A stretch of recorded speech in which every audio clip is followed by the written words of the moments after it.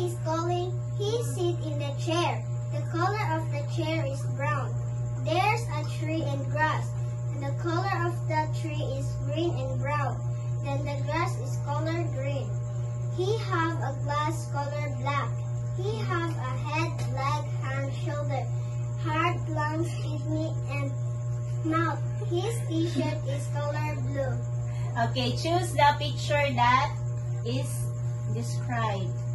Sakto, kinsa man ang description. Raise your hand, Kuya Dave. Okay, sakto, Kuya Dave? Oh. Okay, very good. Congratulations. 1, 2, 3. 1, 2, 3. 1, 2, 3. Congratulations! Very good. Okay, Ate Kisha. I'm very nervous.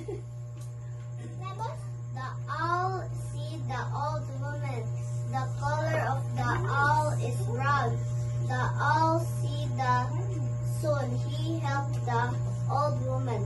One morning, the owl sit on the tree and he see the sun and he helped the old woman and the owl was so happy because soon he helped the old woman and it's good for the others people. Moral of the story: if I'm the sun, I help the old woman and I help the other people.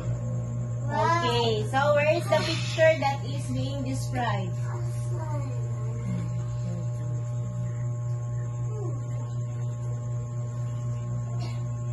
Sakto. Sakto, Ate Tay. Kakinsa ng notebook?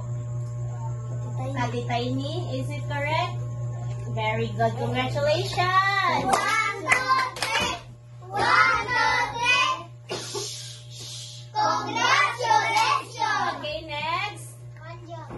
Okay, Ate Kungjo. So, done na nino, Kuya Dave, and Ate Tiny. Uy, nagsulot ba?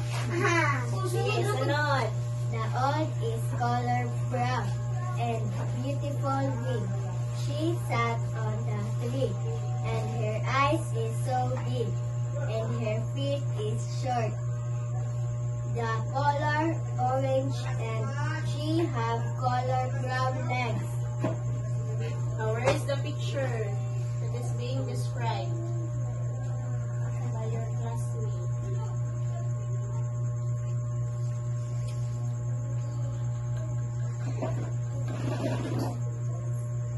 Okay. Naginsa ni nga notebook, sentences, Kuya Nathan. Is it correct?